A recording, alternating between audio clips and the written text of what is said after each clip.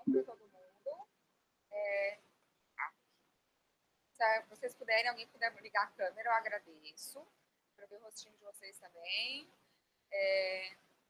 Eu acabei de ver. Bom dia, Vanessa. Tudo bem? Oi, Gaia. Acabei de assistir o PCC da equipe de Barroco. Nossa, gente, ótimo. Ficou muito bom. Adorei. O Rembrandt. Assisti também o que eu não tinha assistido todo, né, na aula passada, do Renascimento, da Lavínia. Gostei bastante. O que eu falei para vocês dos vídeos, né, por exemplo, do Renascimento ficou um pouco grande. Mas, assim, a princípio, eu vou falar que eu pensei assim, ficou grande, eu vou tirar um meio pontinho, tirar uma nota pelo tamanho, mas eu não tive coragem, porque ficou muito direitinho, tá? Ficou bem feito. E foram os primeiros, é o que eu digo, é um período de teste, né? Vocês não sabiam muito bem o tamanho e tal. Em sala de aula, geralmente eu dentro, ficou bem bom, Lila, ficou ótimo. E assim, ó, eu dou parabéns para todo mundo que fez até agora, tá? Fiquei muito feliz. A gente teve reunião de departamento na sexta-feira passada. Então, a gente vai ter agora para analisar como é que vai ser o semestre, como é que tá sendo, né? E assim, eu tô bem mais feliz, assim, acho que, não sei vocês, para mim tá dando, e ver os vídeos é um exemplo disso, assim. Eu sei de toda a dificuldade que tá sendo para todo mundo nesse momento, né? É bem complicado. Pô, vocês se reuniram, fizeram mesmo a distância os grupos, analisaram, fizeram os vídeos. É muito chato, né? A gente está muito acostumado a ir na sala de aula, falar, apresentar trabalho, é muito mais gostoso isso, né? Da resposta, a gente até entre relação professor-aluno, assim, é muito difícil. Eu fico pensando que às vezes eu vou ver vocês passarem no corredor e eu não vou saber quem é, né? Por isso que é bom ligar a câmera, porque como eu sempre dou aula para a primeira fase, eu sempre acabo que conheço os alunos, assim, vão passando pelo corredor, eu vou conversando, vai ficando bolsista, trabalhando com professor específico, e é legal, assim, né? Eu acho que é uma das coisas, ninguém trabalha, acho que na área de ensino, pesquisa por dinheiro, né? Muito difícil. Talvez tenha alguém que devia ter escolhido outra profissão. E é muito legal ver o retorno de vocês, assim. Então, o vídeo é bom, dá para ver o rosto, dá para ver o jeito que vocês falam. É legal, assim. Tá bem feitinho, tá bem legal. Agradeço as monitoras também, a Malu e a Gaia, que eu sei que elas sempre ajudam, assim, quando vocês pedem. Ficou bem legal, gostei, fiquei super feliz. Gostei da Lavínia também, que vocês falaram. Eu estava até procurando agora. Teve uma exposição no MASP no ano passado sobre artistas mulheres, e tinha uma tela dela, bem bonita. Eu não achei o catálogo aqui, procurei agora também, ele está na universidade, provavelmente. Os livros artistas. Tinha umas telas bem legais dela, assim, acho que era uma tela, na verdade. Eu gostei bastante. E é legal, né, pensar essas mulheres artistas. Tanto que eu até mudei. Eu ia falar, a última aula sobre arte contemporânea, eu sempre falo sobre vários artistas, né? Mas eu ia pedir para vocês lerem um texto sobre o Valmor Correia, que é um artista catarinense que eu tenho trabalhado agora na pesquisa bastante. Eu tenho escrito sobre ele. Fantástico, tá? Eu vou falar sobre ele. Ele é, assim, aquele artista incrível. Que dá, assim, vontade de sentar e, sei lá, não sei, é muito bom. E eu mudei para falar da Adriana Varejão, por causa também do vídeo de vocês, e pensei por essa questão de mulheres, né, artistas. Porque no Brasil a gente tem uma grande alegria de ter grandes mulheres artistas. E a Adriana Varejão, ela é artista hoje viva no Brasil, se eu não me engano, segundo a Lilian Schwartz, a Lilian escreveu sobre ela, antropóloga, historiadora. E tem obras vendidas a maior preço, estando viva. Então, assim, é uma artista mulher, sabe? É muito legal. E ela está em circuito internacional, ela tem obra no MoMA, né? Tem grandes nomes que escrevem sobre ela. Então, eu mudei para a gente, eu vou falar um pouquinho da Adriana. É uma ponta da minha pesquisa também, é a obra dela, atual. Vai ficar legal para pensar. Deixa eu ver aqui um monte de gente escreveu. Tá. Ícaro, não dá para escutar muito bem. Tem a vizinha resolveu cortar uma árvore aqui do lado. Será que é isso? melhor assim. Ficou? Eu botei porque tem a vizinha cortou uma árvore, eu ia lá pedir para ela parar, mas o meu pai não deixou. Eu ia lá para pedir parar a árvore agora, mas ela contratou uma pessoa para complicado, né? Para cortar uma árvore, então eu não vou incomodar. Vamos continuar assim. Então, originalmente, assim, quando eu pensei essa aula, faz muito tempo, ela era uma aula só de barroco. E ela tinha uma questão, por isso que eu falei de artistas mulheres, questão feminina, só que ela era muito grande, né? Então eu resolvi cortar em duas partes. E por que ela, qual era a questão da aula? Eu vou falar primeiro como a aula era, para agora falar como que eu mudei. O texto da aula é esse daqui, né? É um clássico da história da arte, que foi escrito por uma historiadora mulher, por isso que é a questão, né? E o barroco tem grandes artistas mulheres, né? Tem duas que eu adoro, na verdade, também especificamente, e bem conhecidas, né? Que é Artemisia, que é o caso bem parecido da Lavínia, porque ela é filha de um artista, né? E tem a Clara Peters.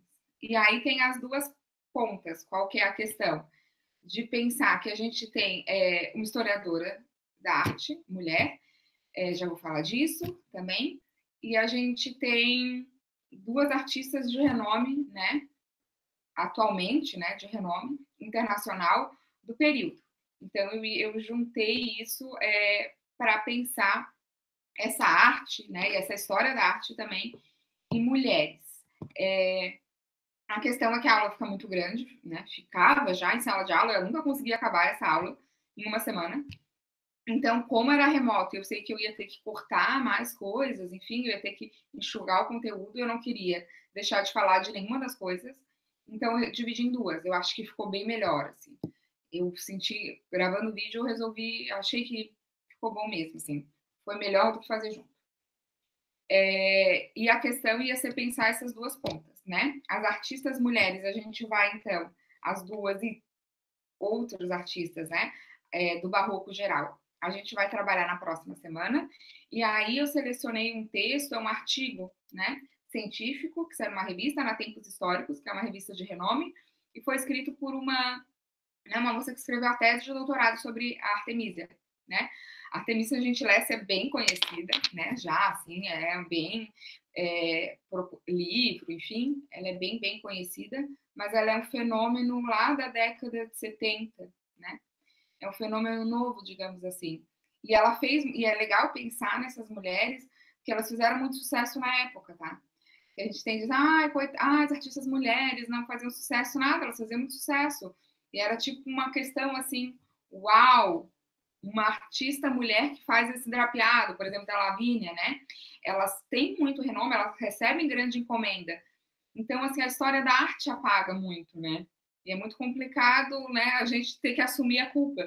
Eu acho que eu assumo mais ou menos, porque eu também sou mulher, então eu estou aqui agora produzindo, né? Mas a história da arte, ela apagou essa participação feminina, né? E desde sempre, assim. O Vasari não escreve sobre nenhuma mulher no Vidas, né?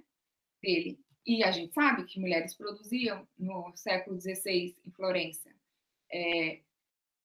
E como Gombrich, né, na História da Arte, escreveu só sobre uma mulher, né? Uma época que, imagina, 1950, as mulheres estão produzindo muito nesse período, né? E como produziram em vários outros.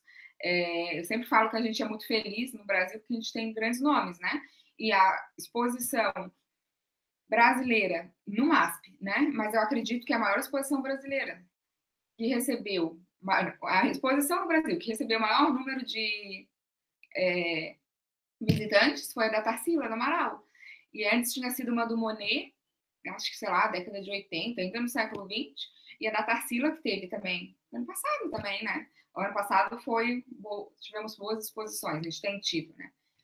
Então, assim, para a gente está num cenário bem interessante. Historiadoras da arte também. A Sletana é uma mulher, eu botei lá no vídeo, né, para vocês. Ela é uma historiadora muito respeitada, né? Ela além de ser mulher, ela é norte-americana. Os europeus têm uma coisa assim com história da arte norte-americana.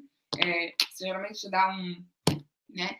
A gente tem a Rosalind Krauss, por exemplo, também. E a pior é que as norte-americanas têm muitas mulheres boas, mas, via de regra, tem uma coisa europeia, e que bom que contra brasileiros eles têm menos, mas norte-americanos sempre têm um pouco de receio.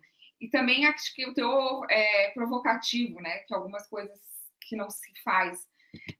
Por exemplo, falar de mercado de arte, né? Acho que eu já comentei com vocês. Que é uma aquelas coisas assim, bobas, sei lá, mas que não se faz, né? Aquelas coisas que ficam meio. Como anacronismo na história normal, falar anacronismo dá um incômodo. Falar de mercado de arte na história da arte, assim. O pessoal não fala, assim, não comenta. Tenta, assim, deixar ao lado, porque tem uma sujeira na arte, né? A gente sabe. Tem muito feia, assim, o mercado não é algo legal. E principalmente o mercado de arte, né? É uma coisa um pouco complicada e que ninguém quer meter a mão para falar também. Eu entendo, eu não me arriscaria. Tem coisas assim, até de artistas que eu trabalho, vivo, e que mercado, assim, eles fazem uma, sei lá, não sei. Né? Eu entendo, eu acho que eu sou meio. Não me arriscaria a falar também. Só que eu acho muito legal quem fala. E a Sletânia fala, né? Ela também fala no outro livro dela. Nesse de Rembrandt, ela fala mesmo. Assim. Ela tem um capítulo só sobre mercado. Então, tem as provocações, mas a Sletânia é super respeitada, né? Quando ela escreve esse livro, sai a primeira edição em 83, né? Nos Estados Unidos. Ela ganha um mega prêmio, assim, aqueles super prêmios de história da arte, enorme, né? E tem toda uma questão, e ela chama atenção para algo muito legal na história da arte, que é o olho, né? Eu comentei isso também, é algo que vem de maneira sucessiva vem acontecendo, né? Essa chamada para atividade, para a história da arte como uma história do olhar. Vários historiadores fazem. E a Sletânia chama de uma maneira bem legal, né? Essa questão, assim. Aí ela trabalha com algumas coisas que eu não... Ela fala que ela não faz uma história da arte, ela faz uma cultura visual da Holanda. Mentira! Mas ela fala, tá? E para ela faz. Eu entendo porque ela fala o que ela faz. Mas o que ela faz não é cultura visual, é história da arte. Mas por que cultura visual? Porque ela vai trabalhar, e tem algo muito interessante na Holanda nesse período, que é uma questão técnica da imagem. A questão dela, principal da Sletânia, e é o grande problema do livro, que depois ela vai assumir nesse do Rembrandt, é que é polar, assim. É um livro fantástico. Eu amo o Arte de Escrever, assim. Aquele livro que eu li 1000 vezes, eu adoro. Mas é completamente polar. E ela faz para mostrar a diferença entre a arte do norte e a arte do sul, né? E é muito legal. Quando eu dou essa aula, eu falo do Vermeer, por exemplo, muitos alunos falam, professora, mas não parece barroco, né? Porque bem a questão é que as meninas, um pouco no Renascimento, trabalharam do período, assim, do que vai parecer ser o período. E o barroco, o nosso imaginário de barroco é muito barroco italiano, né? E é muito especificamente o Caravaggio, né? E a gente tem um grande nome do barroco, e uma grande figura, uma grande personalidade, além de pintor, né? O Caravaggio é um pouco esse barroco. E por mais alguém que não, eu não conheço Caravaggio, mas visualmente é o que espera do barroco, que é o claro e escuro, os contornos, vários elementos que ele vai trabalhar, os vermelhos, né? A violência é muito uma perspectiva italiana. E aí o que a Sletânia vai mostrar? Que existe um outro lugar na Europa, a Europa do Norte, que tem uma produção bem ativa de arte, né? E que é muito diferente da descrição italiana de arte, né? E aí a questão dela é mostrar a diferença, né?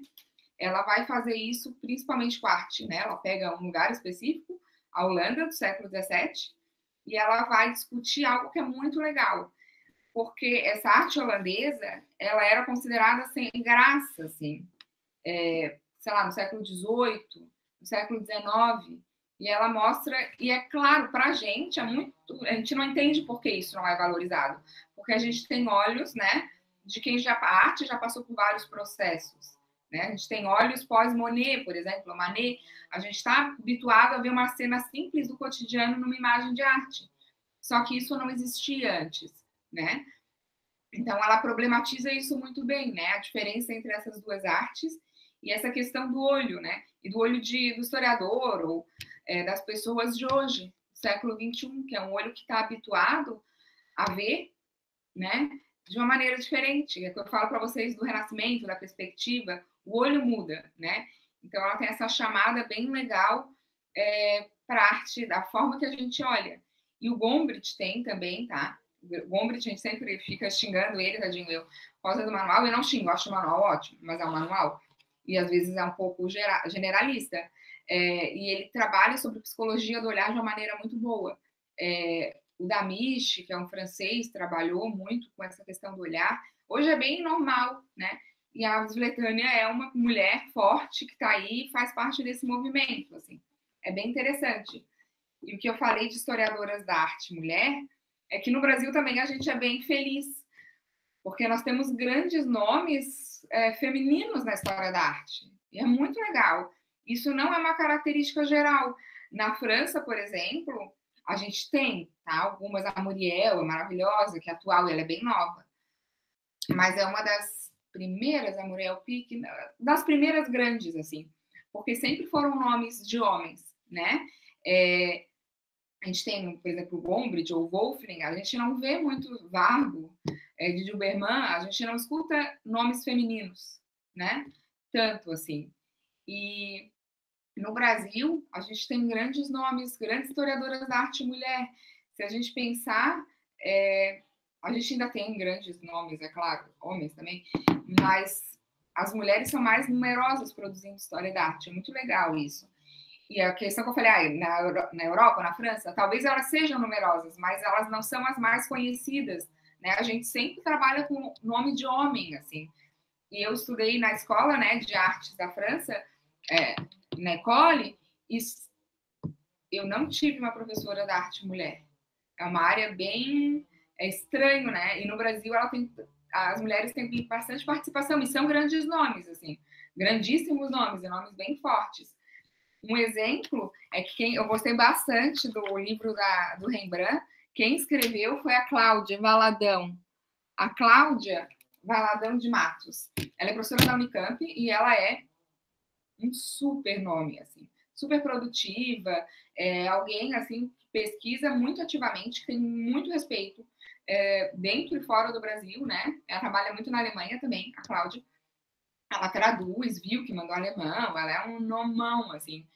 Então é legal ver isso, assim, que nós temos muitos problemas no Brasil, mas nisso a gente tem uma participação feminina bem interessante na história da arte. Mas não sei se na história, a gente tem grandes nomes, mas em congresso de história da arte, você vê muita mulher produzindo, é bem legal, assim. É uma área específica onde eu vejo isso funcionando de uma maneira legal. Então, por isso que eu escolhi a Svetânia para falar. E ela, sobre esse período, ela escreve muito, né? É um dos grandes nomes, assim. É o texto mais clássico do Barroco, né? Aí ela vai trabalhar, então, como eu falei para vocês, nessa diferença entre norte e sul, né? Então, eu fiz o primeiro, vou explicar como eu organizei a aula, os vídeos, né? Primeiro, eu escrevi sobre ela, né? E sobre o livro dela. E aí, o que eu acho fantástico, né? Que eu coloquei no vídeo, é algo que ela junta de uma maneira muito legal. Pensar o olho e a atividade visual na Holanda e pensar fora. E o que ela vai falar? Sobre cartografia, que eu já tinha falado em perspectiva, né? É algo que para a gente não tem nada a ver com história da arte. E eu, por exemplo, não entendo nada de cartografia, por sinal, mas que é algo que está muito ligado nessa época de produção de imagem, né? Cartografia e imagem, né? E as pessoas que fazem essas cartografias são artistas também, né? Isso se dá de uma maneira conjunta, porque hoje um mapa não é feito por um artista, né? Não é feito por um artesão, enfim, como na época se chamasse, né? Essa pessoa que fazia esse mapa com a mão, digamos assim, hoje é uma atividade muito mais de imagem numérica, né? E ela vai mostrar como a Holanda é um grande centro de produção cartográfica, né? De imagem, de mapa. E um ótimo exemplo disso é uma das minhas imagens preferidas, que é a do Vermeer, que é a alegoria da história, que eu coloquei lá para vocês, né? Que é a musa da história, linda, a Clio. Nós temos uma musa da história. É uma musa, né? Tudo bem, mas assim, mas é uma é fogo. Mas é uma mulher Viu de história. Vocês na primeira fase só tem eu, né, na história de mulher. Viram só meus colegas. São muito legais, meus amigos. Mas meus colegas de curso. Mas até no departamento, né? Enquanto o curso de história tem muitas mulheres cursando, professoras universitárias não necessariamente, geralmente são minorias, né? Todo mundo fala, ah, mas departamento de história tem mais homem. E tem, né? Ele é numericamente bem masculino, assim. Mas estamos mudando, virando esse jogo. Para variar, estou procurando, enfim. Mas a alegoria da história, né, na tela, está lá explicadinho no vídeo, ele vai mostrar, né? A Sletânia vai mostrar o que o Vermeer mostra, que é um quadro que é, né, um mapa. É o mapa dos 17 províncias dos Países Baixos na época, né? Está lá no fundo do Vermeer. E esse mapa ele tem correspondente, né? E é muito legal o cuidado do Vermeer de apresentar o mapa, né? E ele pinta o mapa exatamente como o mapa é. Ele conhece o mapa, provavelmente ele estava diante do mapa para pintar ele, porque é de uma perfeição descritiva absurda. E hoje se encontrou esse mapa exato, né? Na Biblioteca Nacional da França, eles têm um exemplar do mapa. Então é muito legal olhar o Vermeer e olhar que existe realmente um mapa, né? Que foi pintado na alegoria da história. E é muito legal que confirma outra coisa. Quando ele pinta a vista de Delphi, né? Que é acho que é o grande quadro dele, se fala muito disso, dessa atividade de pintar quase como uma atividade de cartografar, porque ele tem um cuidado de fazer essa paisagem, né? Bem significativo. Ah, Michelle, ali a Michelle. É porque a Michelle não é do departamento de história, gente, professora. Mas ela é professora de vocês, né? É que vocês estão na primeira fase, tem um departamento e tem os professores que são de outros departamentos que dão aula pra gente, né? A Michelle é do departamento, é lá da educação, o prédio do lado, super longe, mas ela não é do nosso departamento, né? Então é diferente a organização da coisa. O departamento não dá aula só para história, né? A gente dá aula para 11 cursos diferentes. Mas, enfim, estava falando de Delphi, né? Da questão da cartografia. E aí, isso é muito importante pensar na atividade de cartografia. Outra coisa é a lente, né? A Holanda, na época, é uma grande produtora de lente de aumento, lentes para fazer microscópio, essas coisas, enfim, de detalhe. Isso tem muito a ver com o olhar minucioso que a arte holandesa tem. Quando a gente trabalhou, por exemplo, com o casal Arnolfini, né, do Van Eyck, é uma tela que não é muito grande, é uma tela, mas é uma coisa mais ou menos assim, ó. Ela é pequena. Eu lembro que a primeira vez que eu vi a tela, meio que é a mesma coisa com o Vermeer, né? O Vermeer tem umas telinhas bem pequenininhas. Isso tem a ver com o mercado também. E se a gente for chegar perto, né, a gente consegue ver cada detalhe, assim. O Van Eyck, aquele cachorrinho que ele pinta, né, é um dos cachorros mais bem detalhados da história da arte. Depois, no Barroco, o Velázquez vai fazer um cachorro bem famoso também. Mas aquele cachorrinho Van Eyck é um dos cachorros mais famosos. A gente tem vários cachorros famosos, mas a forma de pintar, né, na história da arte. E o do Van Eyck o jeito que ele pinta, né, cada uma dos pelinhos, assim, é super detalhado. Ou quando ele vai fazer o espelho, né, com as imagens, com as 12 imagens de Cristo, né, é super detalhado. E o Vermeer também é assim, né? Quando o Vermeer vai pintar, por exemplo, deixa eu pensar uma tela bem pequenininha, aquela, como que é o nome? A costureira lá, a bordadeira, a rendeira, alguma coisa assim, que tá no Louvre. Ela é desse tamaninho também, bem. É sempre tela que a gente olha assim, ai, que pequena, achei que era maior. Mas a gente chega perto e a imagem, assim, parece que corrompe a gente. E uma coisa legal de imagem muito pequena em museu é que elas não fazem muito sucesso, né? O casal Arnolfini faz, porque é muito conhecido, muito famosão, mas tipo a rendeira, que tá lá no Louvre, tá no setor de pintura do norte, né? As pessoas quase não passam, porque as pessoas querem ver as grandes imagens conhecidas. Então elas são pequenininhas, são despercebidas e dá para olhar de perto, né? Aqui a gente tem a leiteira, ó, do Vermeer. Eu não achei a rendeira. Mas ela também não é grande, ela é uma imagem pequenininha, né? tem 45 por 41, né, centímetros. Não é tão pequena quanto a rendeira, né? Mas é uma imagem de proporções bem diminutas, digamos assim. E ela tem todo o detalhe de pintar aqui o latão, né? A palha. É todo um olhar bem cuidadoso, assim. E é justamente... Parece que é bem maior, né, Vanessa? Parece. Elas são bem pequenas, tá? E eu já vou explicar por que elas são pequenas. É uma questão de mercado, que a Esvelitânia se mexe para falar, mas fala bem e tira um monte de dúvida para a gente, assim.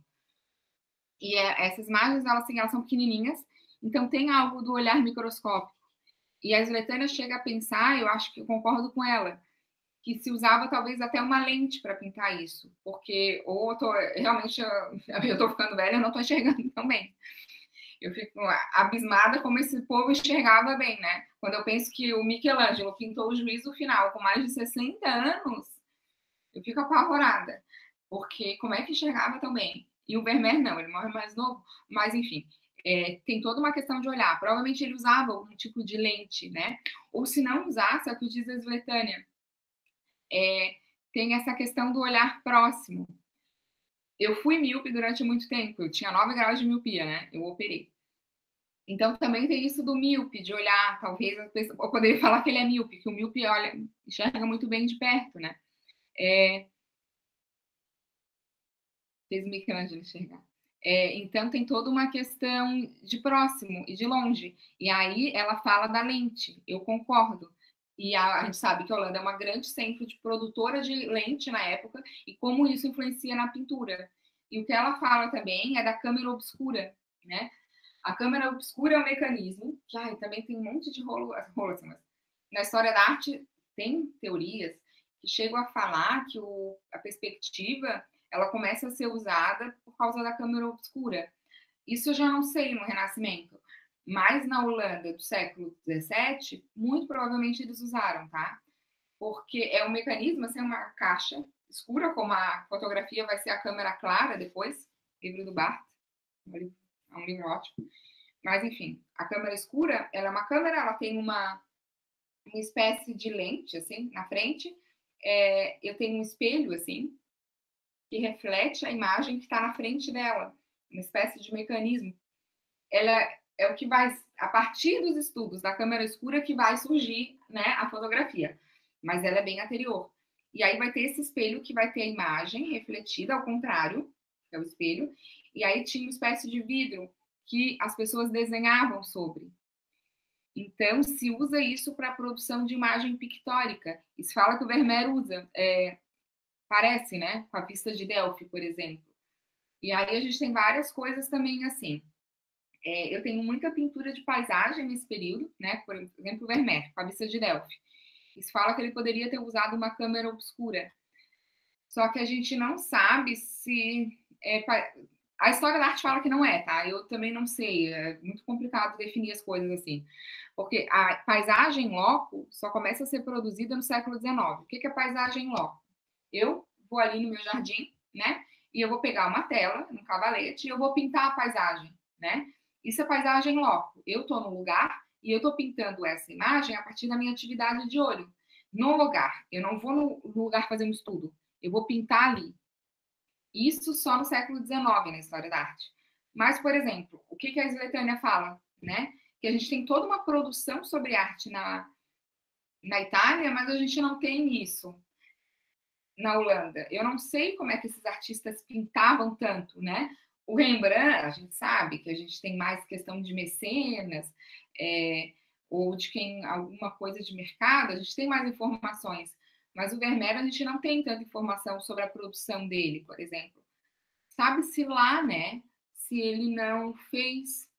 Então, assim, é meio complicado dizer. Mas a câmera obscura provavelmente foi usada, né? E a gente tem várias imagens que deixam isso um pouco claro. Eu coloquei também no slide lá uma imagenzinha que eu peguei no Google de como seria uma câmera obscura para vocês terem uma noção. E aí a Esvelitânia mostra que como esses avanços técnicos da imagem, elas modificam a forma de fazer pintura, né? E aí o que ela vai mostrar? A oposição entre o norte e o sul da Europa. E que aí que é muito complicado. porque fica muito polarizado. Ela quer marcar uma diferença, só que ela consegue tanto que parece assim que uma é uma coisa e outra é outra, né?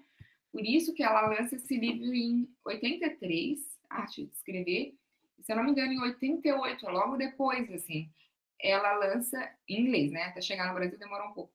Ela lança o projeto Rembrandt, né? E aí o projeto Rembrandt, qual que é a questão? É que nessa diferença entre arte produzida no norte e arte produzida no sul, eu tinha o Rembrandt no meio. As meninas que fizeram o PCC lá do Barroco perceberam. Por que o Rembrandt é diferente? Porque ele é alguém que produz na Holanda, né? Que produz visivelmente em Amsterdã, e ele tem uma arte super parecida com a arte italiana, né? Ele trabalha porque qual que é a diferença que eu não falei, né? Das duas. O que a Svetânia fala? Que a arte italiana é uma arte narrativa. Ela narra. O que ela narra? Aí a gente pensa em todas as imagens que a gente viu até agora. Ela narra o nascimento de Vênus, ela narra a Anunciação, né, para a Virgem Maria, ela narra, enfim, sempre tem um texto por trás. E eu concordo com a Svetânia, que tem um acesso verbal fácil. Quando eu vou analisar uma obra italiana, eu sei o que ela está dizendo. E eu consigo ler o texto. Né? Eu tenho, por exemplo, quando a gente vai pensar Caravaggio, a anunciar, sei lá, vamos pensar, a morte da Virgem, né? Eu sei, eu tenho um texto por trás disso. Ou, por exemplo, quando Saulo lá cai e vira São Paulo. Então, assim, eu tenho textos bíblicos por trás, né? O Nascimento de Vênus, eu tenho o Polisiano, né? E eu tenho o Homero. Então, eu leio o texto e eu tenho tela. É interessante analisar assim, e é fácil, né? A arte holandesa não. Por exemplo, quando eu vejo a vista de Delphi, o que eu vou inventar ali, sabe? É uma vista de uma cidade. Um ótimo exemplo é o casal Arnolfini. O casal Arnolfini, por exemplo, quando o Panofsky analisa ele, gente, ele inventa 1 milhão de coisas, sabe? Que assim, ó, como é que a gente vai saber? Ele usa parâmetros da arte italiana para analisar uma arte de outro período, de outro lugar, né? Local geográfico, assim. Então, ele fala um monte de coisa. Vocês já devem ter visto também, alguém que pesquisou. A luz assim significa isso, o cachorro ali fala daquilo. E assim, é um pouco complicado, né? Porque é um pintor que não está nesse ambiente italiano. Então, assim, não tem as mesmas questões, assim. Ou a alegoria da história. Eu não tenho um texto que fale daquela alegoria ali. Eu tenho um pintor pintando uma Clio, né? Com mapa atrás, assim. Não tem tanto que inventar. A análise, ela tem que ser mais técnica. E aí, sobre isso também, a história da arte aprendeu a fazer, principalmente no século XIX, né? Porque a gente pode pegar o Monet, né? O Monet não vai mais pintar a coroação de Napoleão, como Jacques Louis David fez. O Monet vai pintar o jardim da casa dele. E como é que eu vou analisar uma obra do jardim da casa do cara? Vou inventar o quê? Aí eu tenho que falar de luminosidade, eu tenho que falar de questões técnicas da imagem, né? Eu tenho que falar de horizonte, eu tenho que falar de luz, de cor, né? Aí eu vou mais para a imagem em si. Isso é algo que a história da arte também aprendeu a fazer. Só que durante muito tempo ela ficou só na narração. E isso estava ligado a essa arte na Itália. Então ela fala que a arte holandesa é uma arte descritiva, não é narrativa.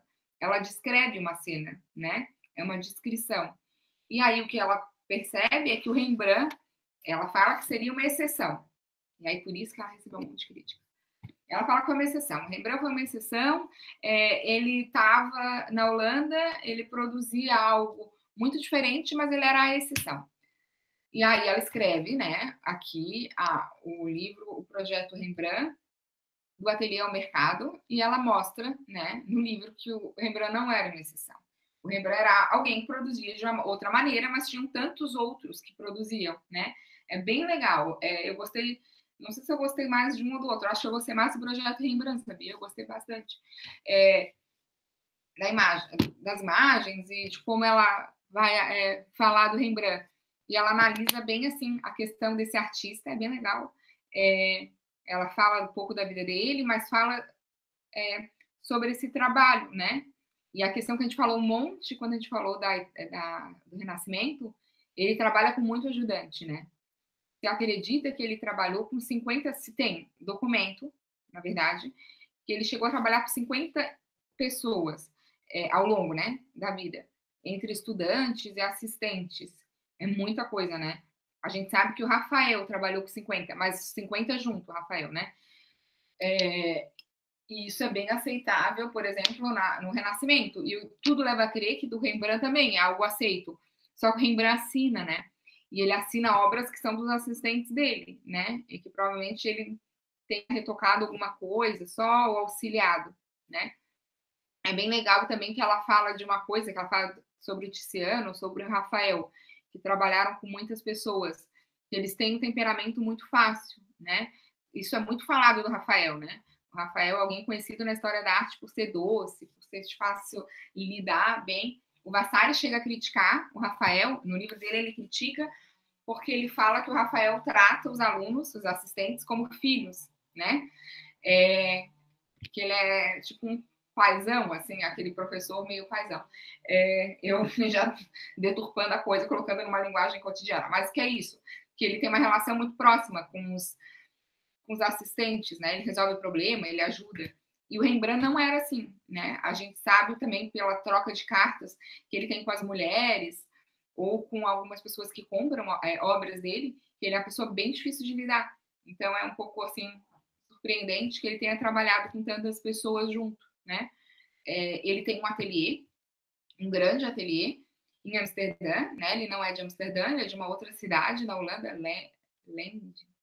E ele é de uma família próspera. Isso a gente vê também, vocês viram no caso das meninas que escreveram sobre a Lavínia, né?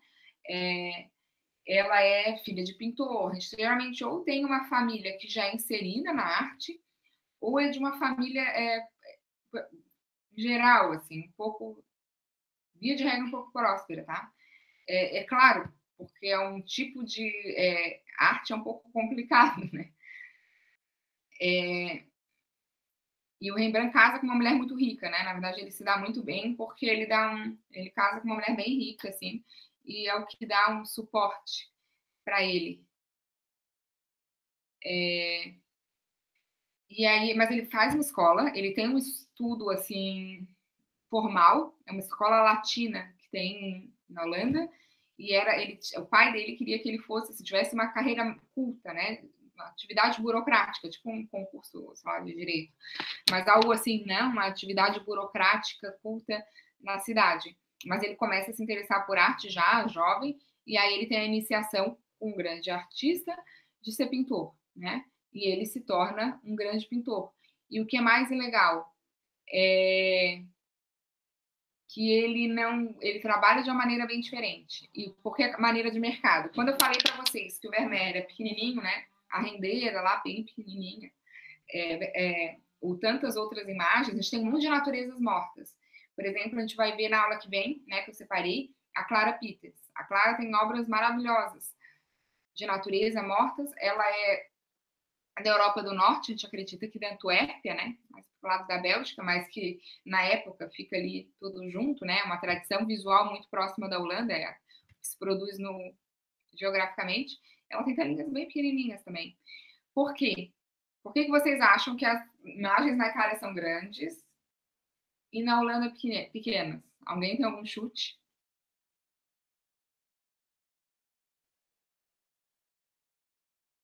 Chutes? Pode ser chute, não precisa. Isso mesmo. Encomendadas, isso mesmo. Na Itália elas eram encomendadas, isso mesmo, Vanessa, arrasou. O que acontece na Itália? A gente tem um Caravaggio, por exemplo. O Caravaggio vai trabalhar para grandes nomes, né? Ele recebe uma encomenda para fazer uma tela para uma determinada igreja, né? Para uma determinada capela. Ele é pago pela tela e ele vai fazer aquela grande tela. Na Holanda, a situação é outra, é o comércio, né? Eles não recebem, deixa eu pensar, holandeses encomendam imagens menores. É isso, exatamente, eles não recebem encomenda. O Rembrandt recebeu, né? O Rembrandt, a gente tem várias imagens do Rembrandt são encomendas, mas tipo o Vermeer não é encomenda. Ele faz, né? E o Vermeer tem uma loja, ele tem uma loja de moldura. Imagina, gente, comparar uma moldura com o Vermeer. Ele tem uma loja de moldura e de telas, ele comercializa telas, né? Então é algo muito mais parecido com o nosso parâmetro de arte hoje, né? Porque, não, claro, não tem um sistema de galerias, é diferente, mas é parecido porque, assim, o artista pinta e ele coloca numa loja para vender, ou ele coloca no mercado ao ar livre, né? E ele comercializa as telas dele. Então é muito diferente, né? Então, é claro, ele não vai fazer uma tela desse tamanho, que nem o Velázquez vai fazer lá, né? Para a família real espanhola, uma tela desse tamanho. Não, uma tela pequenininha, né? Porque é isso, eles produzem para vender, né? É outra lógica de imagem. E aí a gente tem toda uma questão na Holanda, que a Holanda nesse período já é protestante, né? Então a questão da imagem, não vamos encomendar grandes cenas bíblicas para colocar numa igreja, porque tem toda a complexidade desse mundo protestante que se diz contra a imagem, mas que eu também tenho minhas ressalvas, mas enfim, né? Enfim, a igreja não vai, protestante não encomenda imagens bíblicas, como a igreja na Itália, né? Cristã, católica, vai fazer, né? Quem que é de família pobre, o Vermeer? A gente não sabe, tá? Porque assim, ó, não tem um Vasari na Holanda para contar as coisas. Isso é o que a gente tem muita dificuldade. E é o que a Sletânia fala. Porque na Itália eu tenho muita atividade de escrever sobre arte e artista. E na Holanda, não. Isso não está colocado assim, né, nesse momento. Então, o Vermeer por exemplo, é um pintor que a gente sabe muito pouco. E muito se inventou sobre. A gente sabe que ele é comerciante de obras, que ele trabalhou em Delphi, não se sabe tanta coisa assim. Eu não sei se ele foi pobre, eu não sei, é difícil falar, né? Eu poderia arriscar e falar que não, mas assim, ele não se tem muitas coisas escritas. E ele fica muito conhecido depois, o Vermeer. Ele é um fenômeno recente também da arte, não é tão antigo assim, né? Como o Rembrandt. O Rembrandt não. O Rembrandt fez muito sucesso na época, né? Ou a Clara, a mulher, por exemplo. A nossa Clara Peters, que a gente vai ver na aula que vem. A gente não sabe nada sobre ela.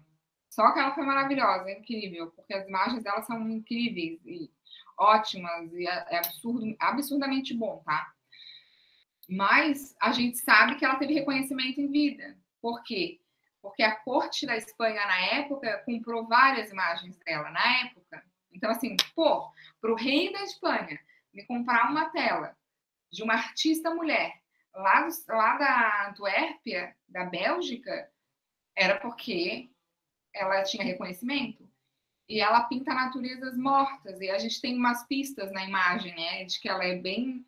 De que ela tem uma certa. Ela ganha dinheiro com arte na vida, ou ela é de uma família abastada, né? Mas que ela tem uma condição boa, assim. Então, mas a gente não tem ideia disso, um mega artista que tem, na época, vende para o rei da Espanha e não se sabe quando ela nasceu, aonde ela viveu, aonde ela estudou. É muito isso a arte do norte, porque a gente não tem tanta produção sobre esses artistas. Aí tem algumas exceções, né? Mas o geral é que não se sabe muito.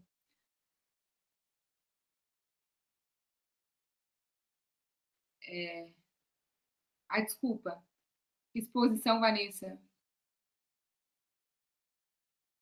do Vermeer?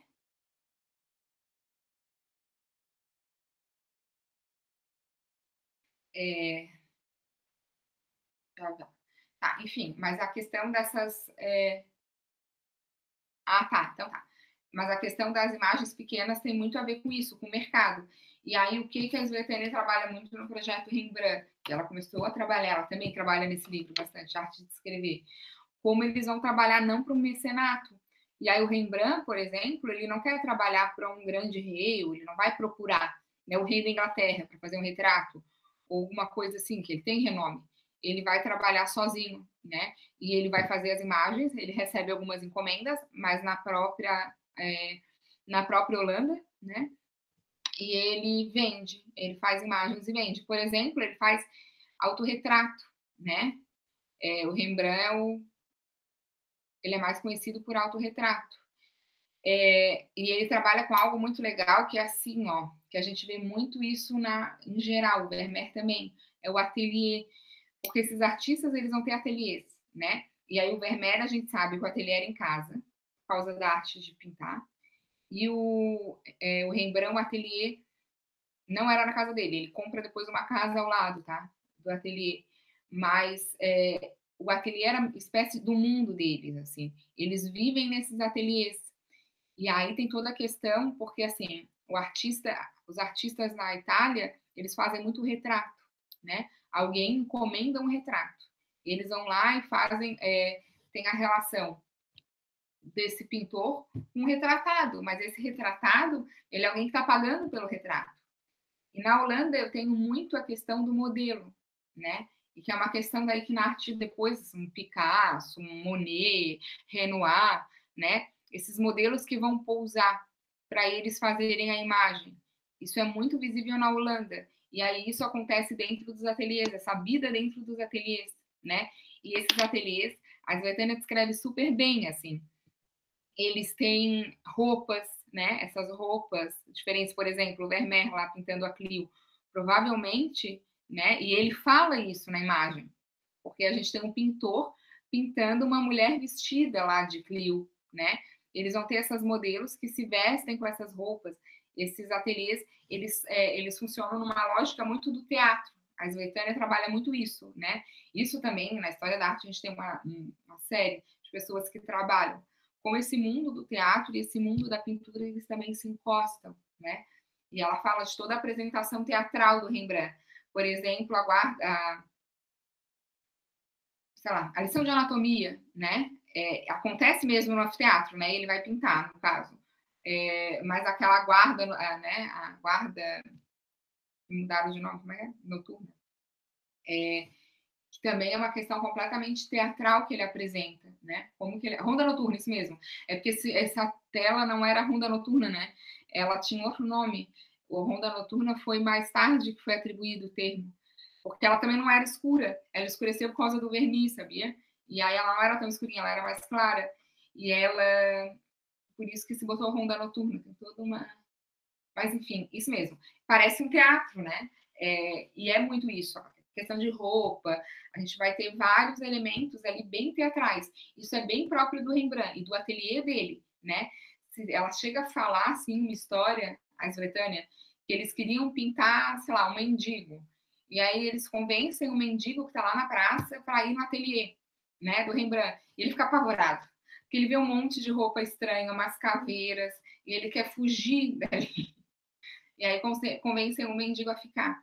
Mas é muito essa relação que ela fala do pintor e da modelo. Depois a gente vai discutir um pouco com Picasso isso, né? Ou o modelo, né? Mas de não ter o retratado. É bem legal e é uma mudança, né? Uma chave que a Europa mais do Sul vai demorar um pouco a virar, né? E aí a gente vai ter só essas mudanças que vão acontecer principalmente no século XIX e que a gente já vê no século XVII aqui, que eles não precisam romper. É verdade, é bem interessante como isso é colocado, assim, né? E deixa eu pensar, uma coisa legal. Ela fala do Rembrandt, né? Que ele casa com uma mulher, ele casa com uma mulher super rica, né? E aí ela morre e ele não casa de novo. Isso eu não sabia. Eu sei que ele não casa de novo, que ele tem várias mulheres assim que são conhecidas, porque aparece imagem de arte dele. Mas ele não casa porque ela deixa no testamento que se ele casar, ele vai perder a pensão dela. Então, aí tem toda a questão que, tipo, ele ganha dinheiro, mas... E vários casaram nesse período na Holanda, né? Tiveram casamentos que sustentassem, né? Viver de arte, de certa maneira. Eles ganham dinheiro, mas acho que não é... E o Rembrandt é muito conhecido porque... Acho que eu falo. O Rembrandt é muito conhecido por... No século XIX, se escreve dele como se ele fosse um boêmio, assim. E aí a Svetlana fala algo muito legal, que é uma visão do século XIX, porque na verdade ele era um irresponsável com dinheiro, né? Porque ele gasta muito, ele coleciona arte, ele fale, ele perde a casa, ele tem toda uma questão com dinheiro bem complexa, assim. E o autorretrato. Então, o autorretrato é algo que se faz muito na história da arte, né? Mas o que a gente via? Um autorretrato pequeno, ou um autorretrato lá, o Vermeer Não. A alegoria da história provavelmente tá? Um autorretrato, mas a gente não sabe. Mas a gente viu, lembra a Capela Sistina? Michelangelo faz um autorretrato, Rafael faz vários, mas lá na cena, né? E o Rembrandt faz a imagem dele, né? É muito legal. O que, assim, o Rembrandt é uma pessoa muito... ele trabalha em conjunto, mas ele tem a questão da personalidade dele é bem forte, e ele é individualista, assim. Ele tem essa marca como pintor, né? Svetlana fala bastante disso. Ele é ele, né? Ele provavelmente começou a fazer isso e deu certo. É difícil fazer. Por que ele faz autorretrato? E ele tem uma coisa muito louca com o autorretrato, porque olha só, eu falei para vocês também, acho que na outra aula, que é a questão. No século XIX se atribuía 1000 telas, mais ou menos, ao Rembrandt. E hoje se acredita que tenha 420 no máximo, tá? Porque a questão dos assistentes, dos estudantes, e tem autorretrato dele que não foi ele que pintou. É quase louco, né? Pensar isso. Então é muito complicado. Por que ele faz autorretrato? Eu não sei, é difícil, não tem como entrar na cabeça dele, né, para saber. É muito complicado. Van Eyck provavelmente fez um autorretrato, mas tanto quanto o Rembrandt é verdade, não existe, assim. Tanto que tem um vídeo na internet que fala que o Rembrandt é o inventor da selfie. Não, né? Mas eu entendo. A pessoa forçou um pouco a barra. Mas a selfie, inclusive, é datada por um historiador da arte, tá? Ele escreve bem legal. Começou com a Polaroid, provavelmente, mas não pode ser colocada, porque é autofotografia, né? No espelho já não é selfie. E o autorretrato é no espelho.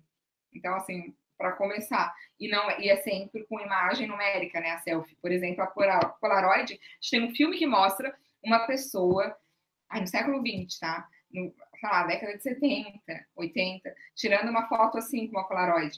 E aí que falaram que era uma selfie. Aí o historiador revida, é o André Gunther, que escreve sobre selfie. Que não é selfie ainda. E ele explica por quê. Então, mas o Rembrandt não é selfie. E a questão do autorretrato é o espelho, né? Eles fazem diante do espelho. É algo que muitos pintores fizeram, mas é verdade que o Rembrandt faz numericamente absurdamente mais que os outros. E é isso, eu não sei, porque poderia inventar uma história, mas o que se sabe é isso, que ele é uma pessoa meio individualista, ele devia se achar incrível, porque realmente ele era muito bom, mas eu não sei por que ele fez tanto. E ele fez, é muito legal, que dá para acompanhar o rostinho dele ao longo da vida, né? E ele nunca se melhora, assim. Ele sempre é bem naturalista, né? É bem uma imagem de um homem que envelhece, é bonito. Vê as rugas no testa dele, são lindas, as bolsas de gordura, como vão aumentando. Porque não é selfie, já vou explicar. E o que é mais legal dele é o impasto, que é a técnica. O Rembrandt pinta como se fosse o vídeo, eu botei no slide pertinho. Ele coloca várias camadas de tinta. E ele faz uma tinta também que ela é densa, assim. Ele coloca muita fatura, muito pó do pigmento, né? E é uma tinta grossa. Chega a ter pintura dele que tem 2,5 centímetros e meio, tá, de espessura. Ele pinta uma escultura. Um aluno falou isso para mim numa aula, na história, eu adorei. É isso, é uma pintura que é quase uma escultura, assim, ela solta. E por que não é selfie, Vanessa? Assim, porque selfie, se começa a denominar selfie, é bem visível. Agora eu esqueci o ano, eu já até escrevi sobre isso. O André Gunther escreve, tá? E aí é o celular, tá? É imagem numérica, porque isso daqui é diferente de uma fotografia, né? Como era antes, né? O processo também, tanto que tem gente que chega a escrever que isso não é mais fotografia, é claro que é, mas assim, porque o processo técnico de feitura dessa imagem é diferente do processo de imagem química, né? A questão físico-química que é a fotografia. Mas a imagem, o selfie, teoricamente, ele é uma imagem numérica feita com smartphone, tá? E direto, assim, ó. E eu não me lembro o ano que é, mas teve alguma Olimpíada ou Copa do Mundo. Foi o ano que saiu. Depois eu olho para vocês e falo. Tem um livro bem legal disso que eu adoro. Eu falo na aula também, tá? Tá lá no meu quarto. Que fala de uma revista Times, que saiu a selfie, falando da selfie. Foi o ano da selfie. Então, isso começa a ser selfie. Aí ele discute, o Gunther, essa imagem desse filme, que é a Polaroid, né? Se fazia muita imagem assim, com a câmera. Mas ele fala que isso é o começo, poderia pensar, mas que ainda não é selfie. E o Rembrandt não é Porque não é fotografia, né? Selfie é fotográfica.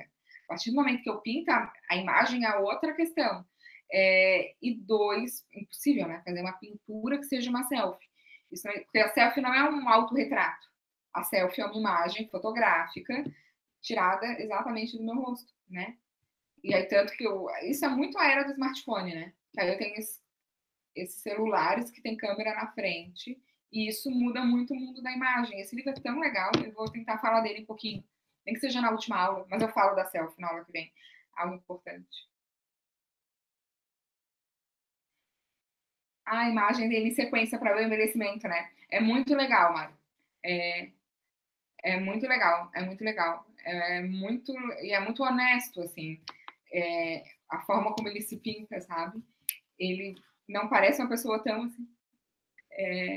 Aqui ele bem novinho, ó. Eu botei os cabelos, cheio, bem cabeludo, bem escuro. Ele pinta um monte de forma diferente, né? Ele se pinta bem diferente. Eu gosto mais das imagens quando ele tá velho, por causa do rosto, né? Das expressões, né?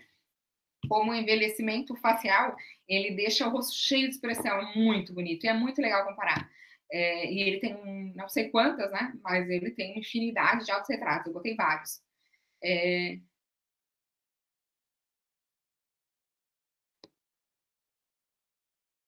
Ah, tu achou ele gatinho?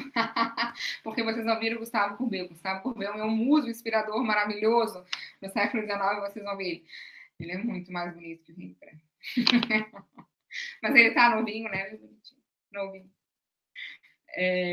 Mas depois ele envelhece, mas ele fica. Que, assim, pictoricamente, plasticamente, é muito bonita a imagem dele, né? As rugas. Mas eu entendo, né? Muito mais bonitinho assim, novinho, claro. Mas as imagens, quando ele é mais velho, é melhor, porque ele tem uma técnica melhor, ele faz a expressão de uma maneira bem legal, assim, né? As rugas. Eu não vou querer que vocês achem um homem velho tão bonitinho e que ele tá mais novinho. Então tá, gente. Eu falando homem novinho, né? Estranho, né? Geralmente a gente fala de mulher. Mas, enfim. Aula que vem, a gente vai fazer sobre barroco. Aí eu vou falar do barroco em geral, eu vou falar do Caravaggio, do Velázquez, maravilhoso, é meu pintor preferido, eu acho. Eu tenho um monte de pintor preferido, né? Eu não sou fiel com pintores. Mas eu vou falar do Velázquez, bem interessante. Tem um monte de. Eu posso indicar, tem um monte de texto legal sobre esse período, é o período que mais tem texto bom para indicar, eu acho. E aí eu vou falar também sobre as artistas mulheres. Tem uma olhada, eu botei o link no site da National Gallery de Londres, que está tendo a exposição da Artemisia agora. Gente, o Instagram deles está muito legal. Eu vou até mostrar agora. Está muito, muito legal. Tem muitas imagens boas. Dá vontade de fazer uma, uma aula só sobre Instagram de museu, tá? Aqui, ó. Olha só. Vou mostrar. Ó, da National Gallery. E aí tem as imagens da Artemisia, é linda. Olha essa daqui, eu botei no slide essa imagem. Que é duas mulheres olhando duas obras dela. As fotos estão muito boas. Tem uns videozinhos. Tá bem, bem legal. Tá muito legal. Tá bem bom, tá? Qual é o Instagram? Acho que é National Gallery mesmo. Uhum. É, National Gallery. Vou botar aqui pertinho para vocês verem. Também é bem legal. O Instagram deles é bem ativo. Eu tenho vários museus no Instagram. O Malba, que é o de arte latino-americana, é bem ativão também. Mas o da National Gallery, ainda mais que eles estão com essa exposição grande, sabe? Só que o site deles é meio assim, super comercial, tá? O site assim tenta dá uma raiva porque tem umas coisas bem legais, tipo uma sacola da Artemisia. Aí eu já quero comprar, mas eles têm muita coisa assim, de vender produto, assim. Que assim, eu acho que não precisava ser tanto. É meio assim, geralmente esses museus têm a lojinha, né? O site tem a loja. O da National Gallery não, é meio assim, materialista demais, digamos, né? Já vai direto no negócio. Mas é legal, o site deles é bem legal, tá? E o Instagram também, deem uma olhada. É tipo a Disney, tipo isso, Vanessa, tipo a Disney. Comercializam tudo. E a gente que deveria, eu, né, uma historiadora da arte, que deveria problematizar, mas, gente, tá tão bonita a sacolinha. Ainda bem que não tem como eu comprar. Ainda bem que não entregam no Brasil. Porque senão eu já ia querer, tipo o Mickey Mouse, eu quero a sacolinha da Artemisia. A reprodutibilidade da imagem aí, ó. Eita. Historiador da arte não pode ver arte como um produto. Ah, pois é, mas é difícil, né? Tem tem que ser muito, assim, superior. Não é um produto, mas é a sacolinha, gente. Tão legal vai ficar. Eu tenho um monte de coisa, tá? De coisinhas, assim, de museu. Essa aqui é da Argentina. Eu sou a maior... compro um monte de coisas de museu. Besteirinha de museu. Enfim. É isso aí. Bem Benjamin mesmo. É bem Benjamin, Evelyn. A reprodutibilidade, a perda da aura. Mas, tão legal, né? Sou super crítica, mas, assim... E tem umas coisas, tá, ó, a moça do brinco de pérolas, do Vermeer, dá para comprar aquele brinco de pérolas no museu. Umas coisas muito absurdas. Isso eu já acho absurdo, eu já consigo assim, não, calma, isso é piração. A do Manet também, como que é? A Olympia. Dá para comprar o brinco, o colar da Olympia, lá no Museu d'Orsay. É muito louco. Eu gosto de caneta de museu, eu gosto mesmo.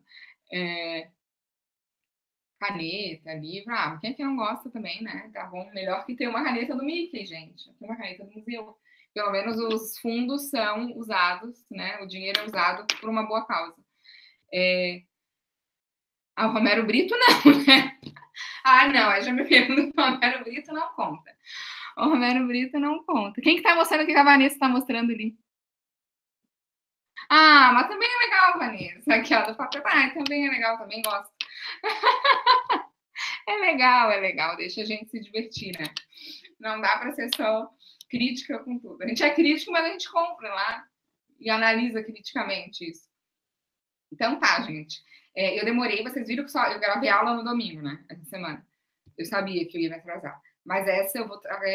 Vai estar antes, tá? Eu vou tentar gravar amanhã. Vamos ver, ela já tá bem organizada. Eu trabalhei bem no final de semana. Então, um beijo. Até semana que vem. O Romero Brito é outra história, sim, é outra história. Pelo amor de Deus, não é nada do Romero Brito. Senão vocês digam, não sei, que não foram meus alunos. Tadinho do Romero. Tadinho não tem pena dele, não. Da mulher quebrando o vazão dele. Todo mundo adora, né? Todo mundo adora. Que bom. Ai. Então tá, gente. Quem não adora, bem isso. Pior é que deve ter uns que não adoram, tá? Sempre tem. Ui, credo. Ai. Então, a aula que vem, a gente fala das nossas mulheres maravilhosas e a gente fala um pouco de arte italiana, daí geral, falar de Caravaggio, falando de rolo, né? De quebrar o vaso, a gente pega um pintor que mata o outro, né? O rolo italiano, né, gente? Essa coisa do rolo. A gente vai falar do Caravaggio, Velázquez, que eu estava preparando ontem. E aí das duas pintoras, tá? Eu não separei por fato de elas serem mulheres, deixarem separadas, é só para organizar, questão de cortar a aula mesmo, tá? Para ficar um pouco mais tranquilo. Fechou? Então é isso. Se alguém tiver alguma dúvida, me fala, tá? Escreve. Eu consegui botar as notas nos PCCs, coloquei ali já, entregaram, tá? Hoje. E tá tudo certo, combinado? Até semana que vem. Tchau, tchau. Obrigada por ligarem as câmeras, quem ligou. Obrigada por participarem da aula. Fiquei bem feliz. Beijo grande de todo mundo. Boa semana. A maioria tá aqui em Floripa ou não, vocês? Vocês voltaram para casa, muitos, né? Então, aqui, que tempo horroroso, né? É bom para estudar. Vamos estudar bastante essa semana, porque o tempo tá horrível, não vai dar para fazer mais nada. No Pará, aí no Pará deve estar melhor, né? Do que aqui. Deve ter sol, olhar na janela, deve ter um céu azul. Aqui tá horrível. Tá horrível, né? Ui, credo, eu deixo. E tá horroroso. Credo. Mas tudo bem. Daqui a pouco vai ter que melhorar, né? Mas então tá, gente. Um beijo grande e até semana que vem.